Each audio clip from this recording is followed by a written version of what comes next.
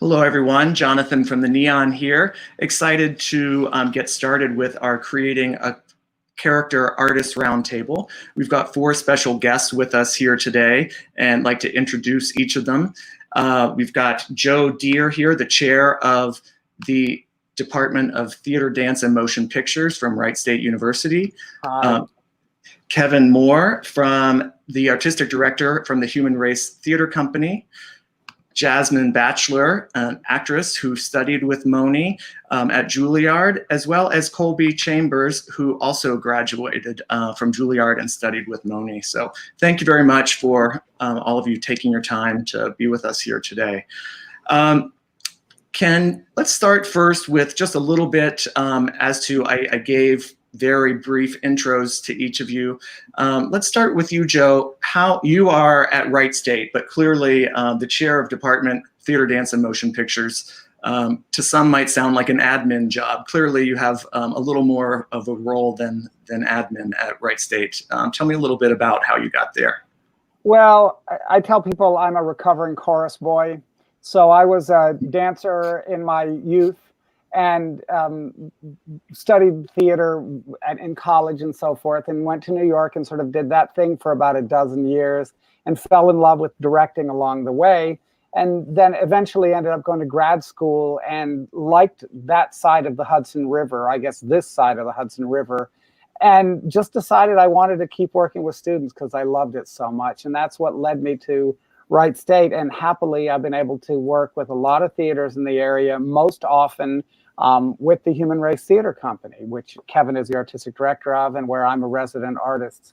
So I've got this nice mix of things in my life that I get to work with fantastic students, including Jasmine when she was at Wright State, and then also still be in the professional world. So it's the best of all possible worlds, really. Fantastic. Kevin, how about you? What got you to Dayton, and what was your kind of trajectory to get here? Well, the path was weird. I was, high school I was a theater and music geek, and so I wanted to perform. Went to college in the music department, but I picked up a minor in speech and theater at Bowling Green State University, where I met Scott Stoney, Marcia Hanna, Michael Lippert, a few of those folks, and we all sort of ended up in Dayton. I have a history of sort of starting companies, and thankfully, after I had moved to New York and done some work there, Susie Bassani, who started the Muse Machine in Dayton, called us back to help put the Human Race together. And I've been in a leadership position with that theater since 1986. Currently the artistic director, a founding member, and have had a few stints on stage, but I enjoy the producing, directing, putting people together, putting artistic people in charge like Joe Deere, and being able to cast people like Colby Chambers, which was one of my sort of favorite experiences. So, and I've always admired the work of Jasmine from both Wright State and beyond. So I'm here as much a fan as I am sort of a theater artist. Yeah. Fantastic. Colby, so tell me a little bit about where did you grow up? Were you always involved in theater as a kid or come later? Yeah, my mom didn't know what to do with me. My head was in the clouds and I daydreamed all the time. So she thought that maybe putting me into theater camp and theater school in Charlotte, North Carolina would be a good idea. And then we moved to Orlando, Florida, where I went to a performing arts high school. And after that, went to the University of Cincinnati College Conservatory of Music.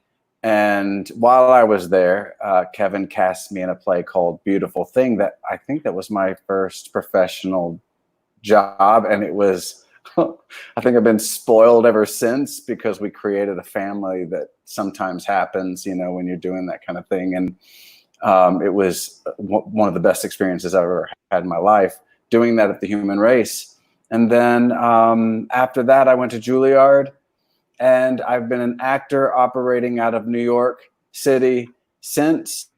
And in the past couple of years, I've also been adding new tools to my arsenal filmmaker, screenwriter, turning to that stuff as well. And so here I am. Fantastic, thank you. And Jasmine, how about you? Where did you grow up, and how did you get here? Hey, so I'm originally from North Philly, and I moved to Atlanta, and I went to a performing arts high school as well, hey Colby. And it was at that performing arts high school that I was introduced to Greg Hellum from Wright State University, and auditioned for them, and luckily got in, because I was not going to be an actor. I was going to do something very different, but they persuaded me to come. And I went to Wright State for 4 years. My first job as an actor was at the Human Race Theater Company, directed by Marsha Hanna. Yeah, sweet memories. That was a really great first job. So thank you, Kevin. That was my first situation, there.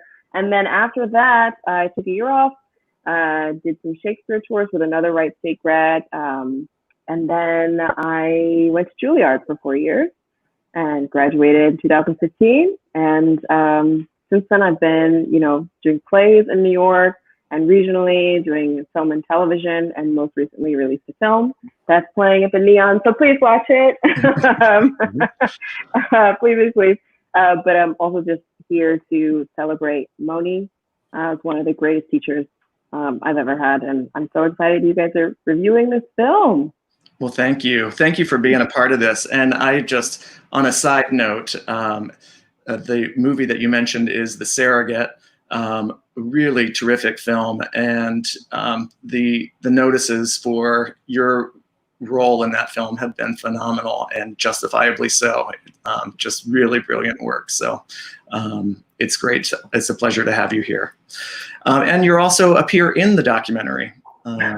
Creating a character. Yeah. So I think what we're going to do right now is take a peek at the trailer. Some folks who are kind of swinging by may not have seen the documentary and are just kind of stopping by and taking a listen to all of us. But so I want to familiarize people with the doc if they haven't seen it, refresh some memory a little bit, and then we'll talk a bit about the film itself. I went to see a mime show.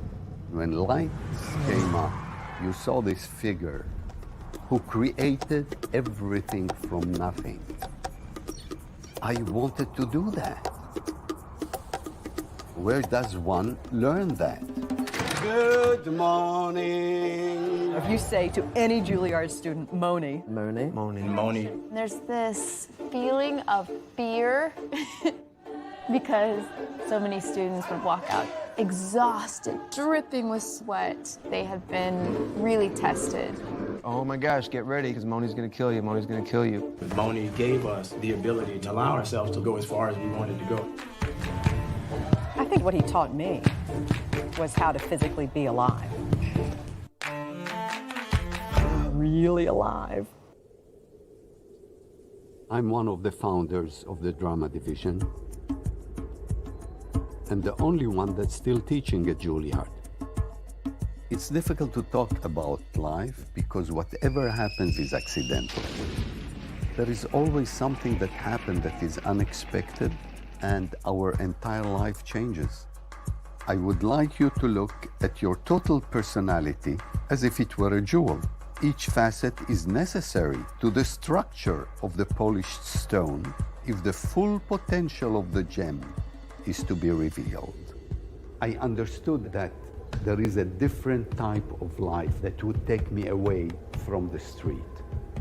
The theater was my personal secret, like a temple.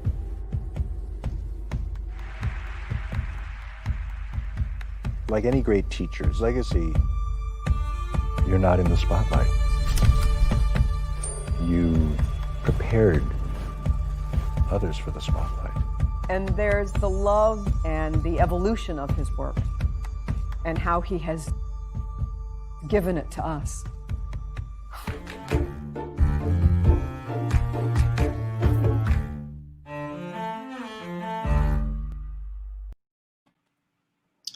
So that's the trailer for Creating a Character. That is available still virtually at the Neon. So if you go to neonmovies.com, you'll be able to find a link where you can watch that film. So let's start off right. A little thing that I think I want to chat about. Mimes get a bad rap.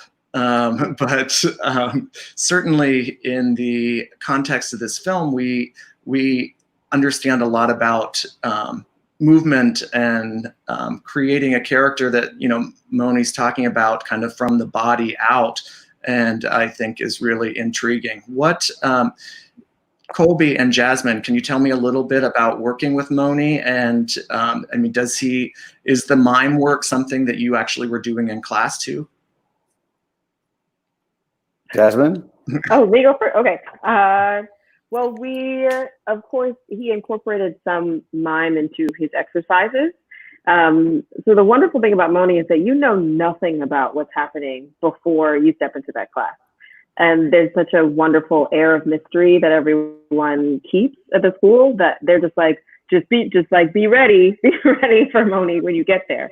And then you get there and he kind of baby steps you into this, what would you call it, Colby? Like an agenda or like a rote of exercises that build as you build on them. So you may start with A, and then you have A, B, and then A, B, C, and then A, B, C, D, and it keeps going, and it opens your body to new experiences and to new methods of building a character each time you learn something new. So Moni is actually such a brilliant mime and brilliant just body worker that you don't really think of the work as like mime work. You don't really think of the work as like dance related. It literally all comes from play, like a sense of play and a sense of just like wildness. So in Moni's class, I really got to learn how to create a character without using my brain first, with just using, you know, like maybe the movement of your hand or the arch of your back or a step forward or how someone opposite of you is moving, and how to create that in tandem with someone else. So I don't know. I don't even know how to describe his work other than otherworldly or maybe just so worldly that it disrupts you, that it's very primal. He and his wife Mina both teach in that sort of way. Yeah, I did find that interesting, and certainly maybe it's a technique that's used often, but the whole concept of putting on a mask and not letting your face emote and relying on gesture to understand a language. It's really fascinating. Colby, do you have anything to add to that? Yeah, I'm trying to remember what it was like, rewinding my perspective a bit to before, you know, we had our first year where we didn't see Moni at all. And I think actually Oscar, who was in my class, Oscar Isaac, who's in the preview and interviewed in the movie, the documentary, he, I think it was him that said something that like, you know, you just hear about it and you don't even really hear specifics about it.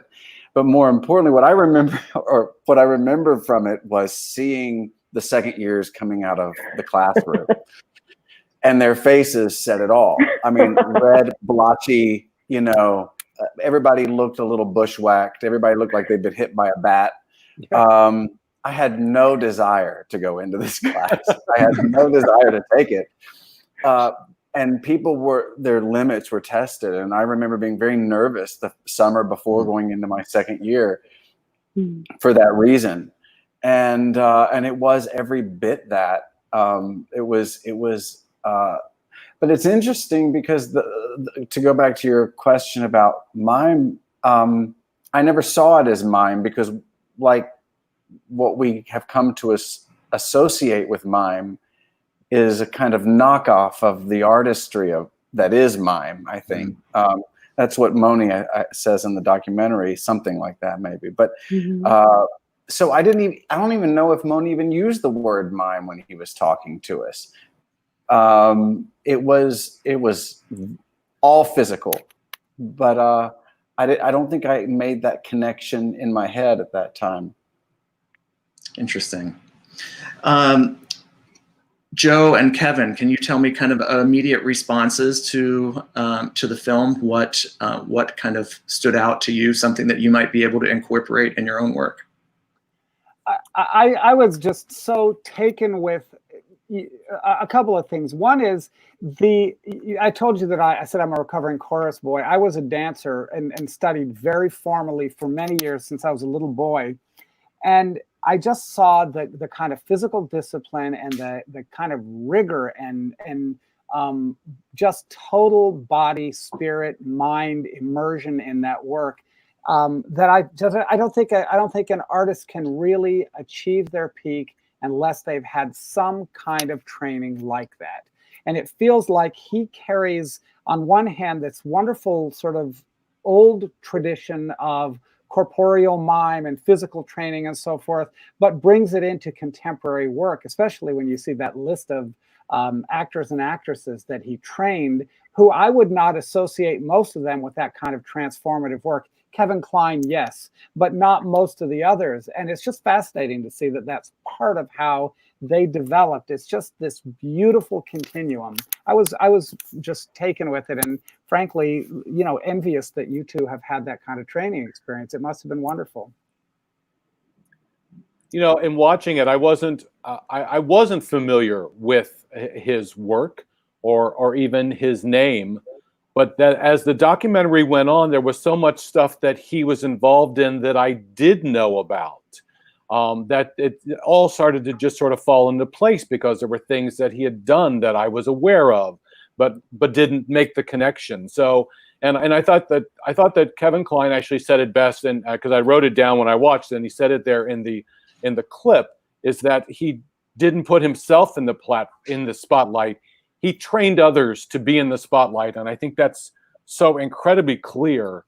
And watching him work with students, and there's a passion and a love that you just feel oozing from him, as well as being demanding and challenging everybody. That was wonderful to watch. I don't know that I could have survived that class at all. It was a little like boot camp, and it was a little frightening. But wow, I was truly amazed. Well, challenging and demanding for sure, but also felt like it's a very safe space too. Yeah.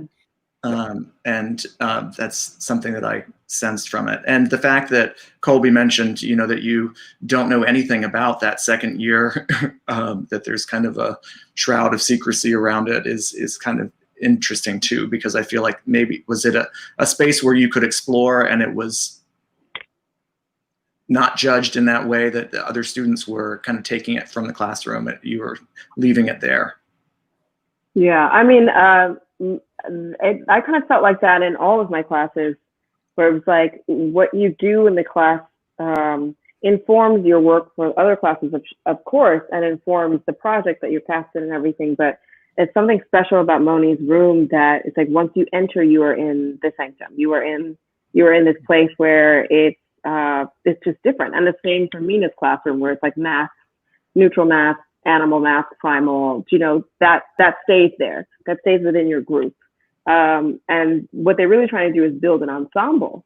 So that's like insanely helpful for building an ensemble, building that sense of trust, because you go to places with your classmates, with your family, that you won't necessarily do outside of that room.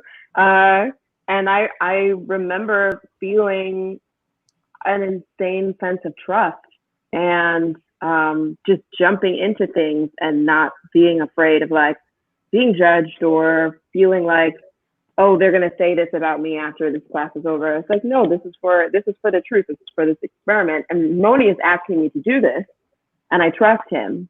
So we're doing it. There's no ifs, ands, or buts. We're just doing it. And he always has your back.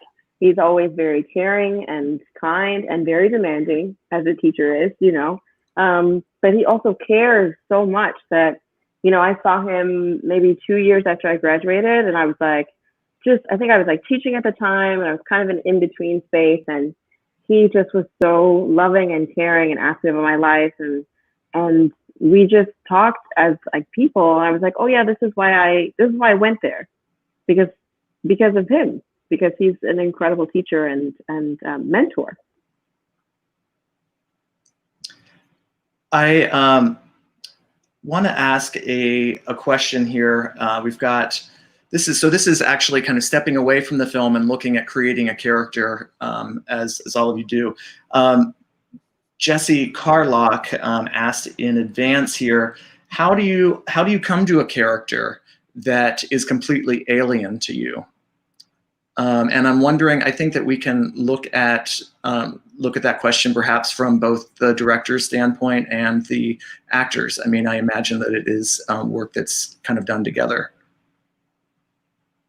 Is that right? Kevin, how do you, as far as creating characters that? Yeah, I think that it all has to come from inside somehow. There has to be you have to identify that character. What is it about that character, and are there aspects of your own personality that you can connect to it? So that if you start to link small pieces together, then you can build on that. You can find the physicality of it. You can find the emotional levels of it. And I think that as a director, working with an actor that maybe exploring a character for the first time, it's that trust thing, and allowing them sort of the space to sort of find it. And then I don't want to direct it. I just want to shape where they go with it. Maybe make a suggestion, or have you looked at this or thought about that? But I think the best way for it to happen is the actor finds it, and as a director, we just give them the safe space to do that, to find the character. Joe, would you? Yeah, I think there's, I think it has as much to do with the kind of alchemy of the actor and the role and the director, because I think it's different from project to project to project.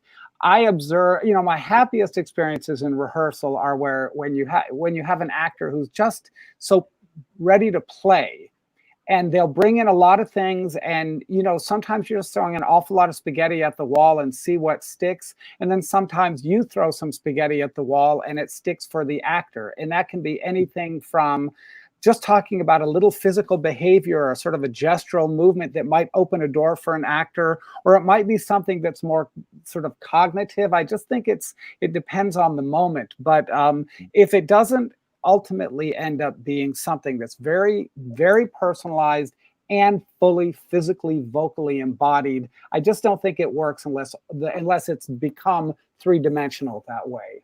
So I'm not sure if I added anything to what Kevin had to say, but yeah.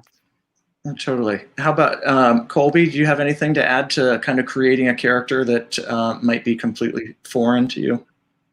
Yeah, well, I think that it's, I guess maybe there are some actors that follow a similar process with each role that they come across. But I do think that it is kind of what Joe said, that it's a bit, you're capturing lightning in a bottle. And it's a bit, even with all the training that you receive if you train as an actor, is to set up those conditions that they might happen less by accident, and it raises the chances of you actually being able to succeed.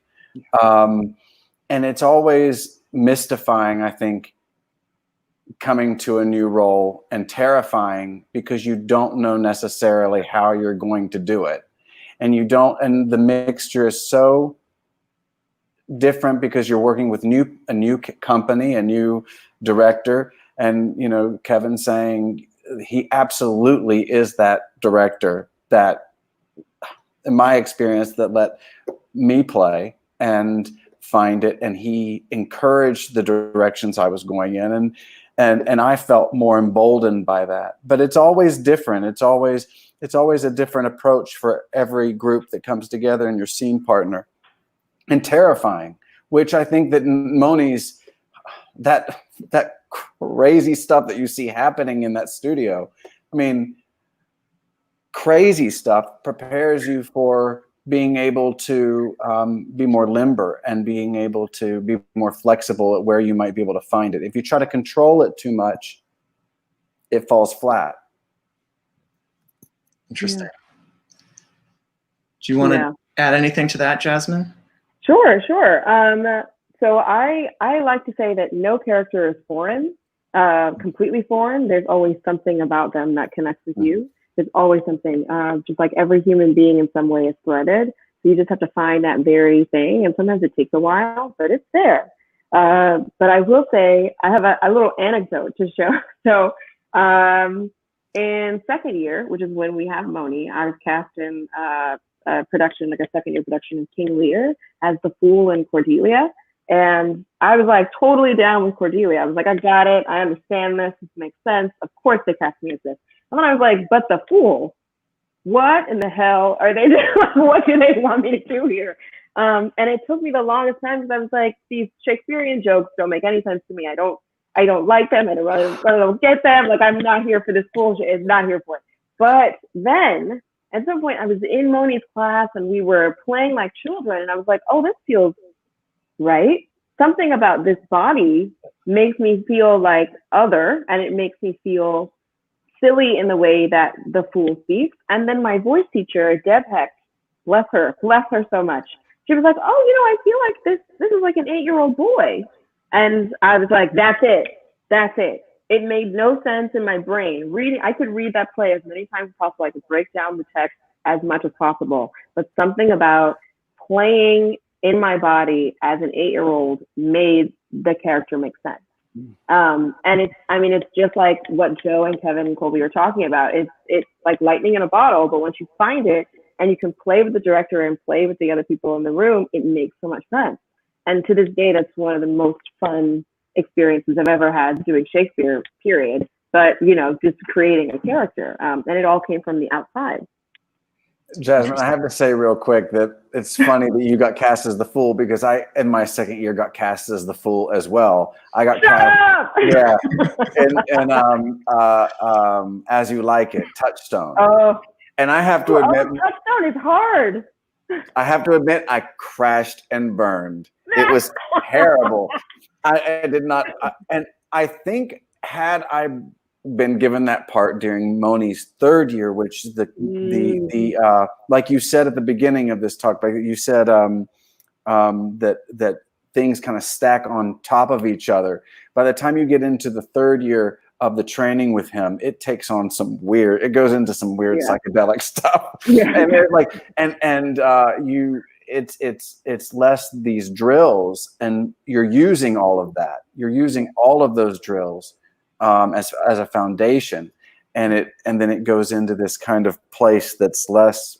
It feels like uncharted territory in a way. Yeah. And if I'd had that, then if they'd gotten the role in the third year, I might have had a different experience. But Touchstone is one of the hardest schools. So I'm giving you a pass on that, because that is. Thank you.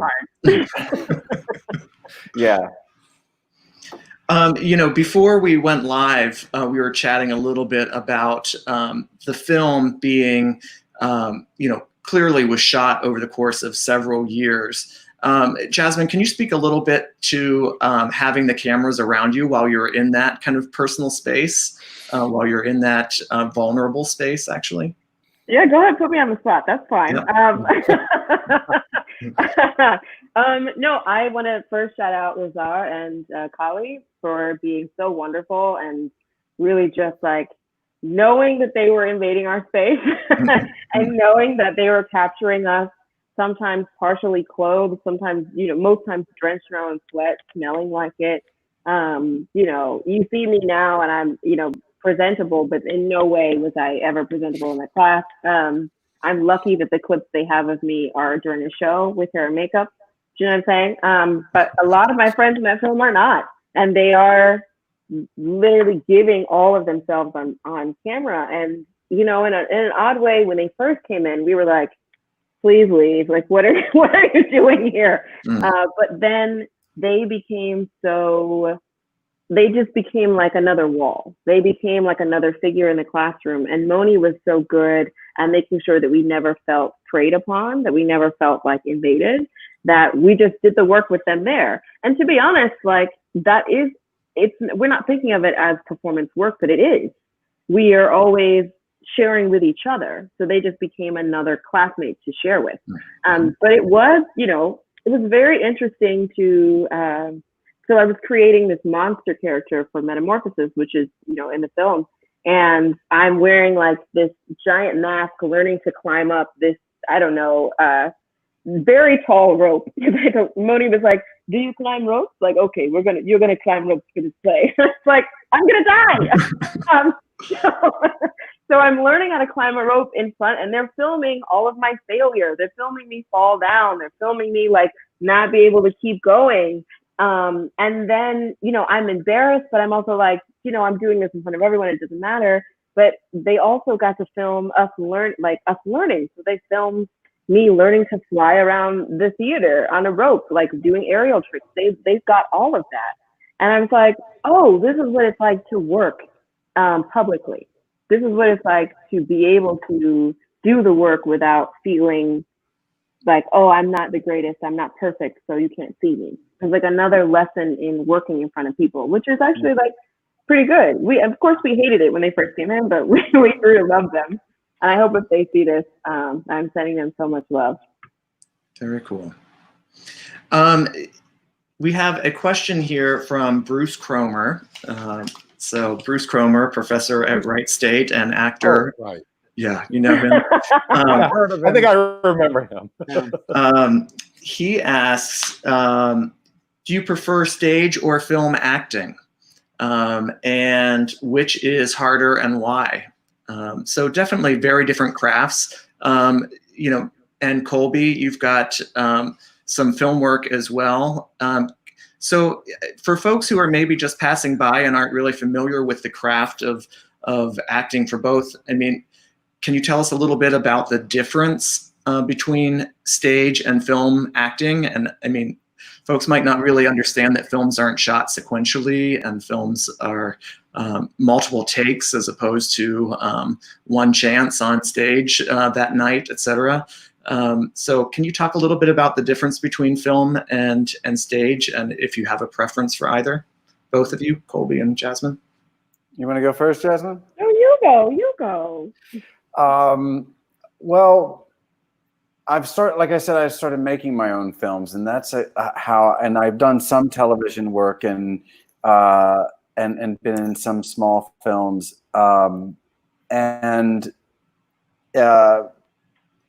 they, on the surface, they seem to require very different skill sets, and I don't know that one I enjoy more than the other. They're both very exhilarating for very different reasons. One with film is that you get to do the takes over and over and over again, and there's kind of a repetition about that is very electrifying.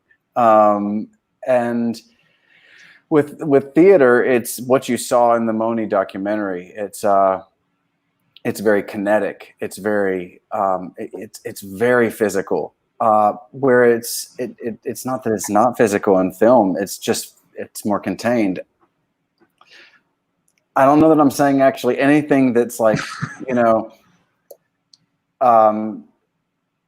I like the nuance of film. I like that you can live internally more in film, and you can have an experience that can be more internal, and it can be read by the camera. Mm-hmm. But the theater, it is, if you've seen the documentary, the Moni documentary, it's just the best way to answer that question for the difference of it, because he says something where every movement has to be justified. Everything that stirs within you has to somehow, it has to reach the surface of your skin, and then it has to emanate outwards with some kind of energy. Film doesn't necessarily have to be that, because you can see the audience can see so close to the person that's on camera. But theater is a workout, a physical workout.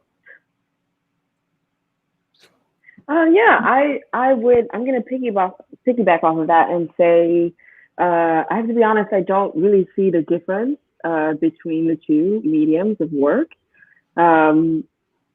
except for that one maybe a contained version of what you were doing in theater. They both are like rehearsal for me. So either you have a rehearsal in the rehearsal room as a theater actor, you have all those times, and then every performance is also a rehearsal, until you hit that last one and you're like, okay, I'm out of rehearsal, like it's done. But it's never completely frozen. Just like when you're on set and you're doing all those takes, it may be different every time. You might hit the same mark every time. You might say the same words or similar words, but it's always a rehearsal. You're always trying something different if you're lucky, if I can be very frank with you, because I hate not being honest, I love film more. I love film more, and only because you can make a living in film, and you can make a living in film and television, which is something that Fair Wage on Stage has been really working for. And obviously, right now during Corona, a lot of actors are going through it because, New York and regional theaters are suffering. So if you ask any actor, would you rather have a theater paycheck or a television or film paycheck? They're going to tell you TV and film. So, you learn to operate within both worlds. Hopefully you're an artist that gets to do it all. But I think the beauty of it is that you get to use different tools and different strengths with different mediums. Yeah. Fantastic. Thank you. So we do have, if folks are watching here online and in our YouTube page or on our Facebook page, you are able to comment and ask a question. We have David Myers-Gregory, who actually, as you were talking about the class, he said room 301 ? So he actually 306. 306. 306. All maybe, right. Yeah. 301 has a slick floor. Can't do it in there. Yeah. Interesting. But so if folks have questions, please go ahead and pose those, and I will direct them to everyone. So, we're going to wrap up here in a few minutes. I really appreciate all of you giving your Sunday afternoons to us here, and this will actually live on our YouTube page too, so we'll be able to share it. But I'm wondering if you're looking back at the film, and I want you to just give me one, give me the tagline. Think about what's the film really about. It's creating a character, but clearly Moni is a central character as well. What's your takeaway? I'm going to put you on the spot, Joe Deere. I think about it from the point of view of being a teacher, and it's just that his lifelong evolution as a teaching artist is so inspiring. I was just reminded what I love about teaching and what I love about great teachers in the arts. That's my takeaway. I just was left very inspired by it. And Kevin, what about you? One of the things I wrote down when I was watching, and I don't know who said it, just said that when you're pushed to an extreme, you confront every aspect of who you are. And I think that's what we see in that rehearsal room in those classes. Those extremes help the actors find who they are. It seems apparent to me that's what's going on. There's so many great things, I think, that what he brings out of people. And clearly we have two wonderful examples here with us today that we're all very proud of back here at home. Right. Interestingly, let me just, before I get to Colby and Jasmine's response there, I do want to mention clearly Daytonians may recognize Jasmine and Colby due to their work at the Human Race Theater Company and at Wright State. So Colby, you mentioned, or it was mentioned, that Beautiful Thing was a show that you were a part of. You were also a part of WIT at the Human Race. And Jasmine, you were in Vertical Hour, correct? Mm-hmm. And can you list a couple shows that you were at, or in rather, at Wright State? Oh yeah, Raisin in the Sun, Skin of Our Teeth, Our Town, I'm losing some, but yeah, those are the big She was three for great. me. You're great. You were fantastic. Skin of Our Teeth and Raisin in the Sun really stick in my mind powerfully. You're beautiful. I just had, by the way, Monica Williams sent me a message today. Oh, I love Your Monica Williams. Brooklyn neighbor, I think, sort of, yeah. Yeah, I think she's if she's still in the same place, that beautiful apartment, she's a little bit away, but yeah. I love Monica. It's good to hear from her. David Myers-Gregory mentioned he was group 13 actually with Moni. So, so group 13. And Jasmine, what groups were you in, Jasmine and Colby? I was 44. Okay. I was 34. Okay. So we almost have, then we're skipping. We're missing the 20s. Yeah. All right, so Jasmine and Colby, let's get your final kind of responses to the film. What's your takeaway? You clearly have a lot of personal investment in the subject matter, but seeing the film, what was your response? I gotta say that my response is a supreme love and appreciation for the man behind the movement and the myth of Moni. He's a human being, and getting to learn about his childhood and his upbringing, because he tells us stories in class, but to see it was really beautiful. So that's what I would want people to take away from this film, is the man himself. Very nice. Yeah. And watching it I felt like I was going into a time warp, and I was actually back in the classroom. I mean, so much of it has not changed. The way he greeted the class, good morning. Good morning. It's just so lovable. And I think Laura Linney said something about that I thought was very powerful about a physical metamorphosis, which I felt like I experienced in moments in that classroom, which was like approaching transcendence in a way, pushing yourself physically past all endurance. And then there's something that breaks through, and it's really amazing, and it's fleeting. It doesn't just stay with you either. But that was very powerful to me. And one more thing being that as actors, we have a problem with being in our heads, and you can't really be in your head and be in performance at the same time. It's kind of death. It will happen. It will. And then you have to go on to the next moment.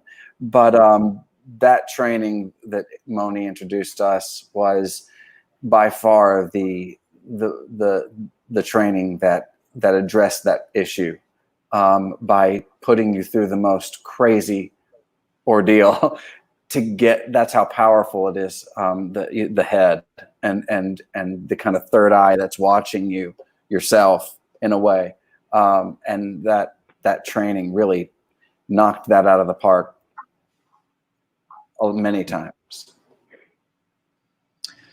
Well, so we're at the 45-minute mark here. I really appreciate all of you taking your Sunday afternoons to help us at the Neon. Of course, during closure, during COVID, the distributors kind of came to our rescue with offering virtual cinema, which was something that allowed us to make a small portion of ticket prices back at the theater. So that was really valuable. And what we're finding through other art houses across the country is that when we make it personal, we have more investment in people logging on to watch the films. So your being here is very helpful to us at the Neon, and we really appreciate you taking your time and energies to be a part of today. So thank you very much for being a part of that.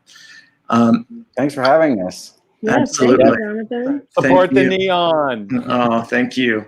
I'm going to end the broadcast here in a second, but if you folks would stick around for just a second, I'll be right back with you.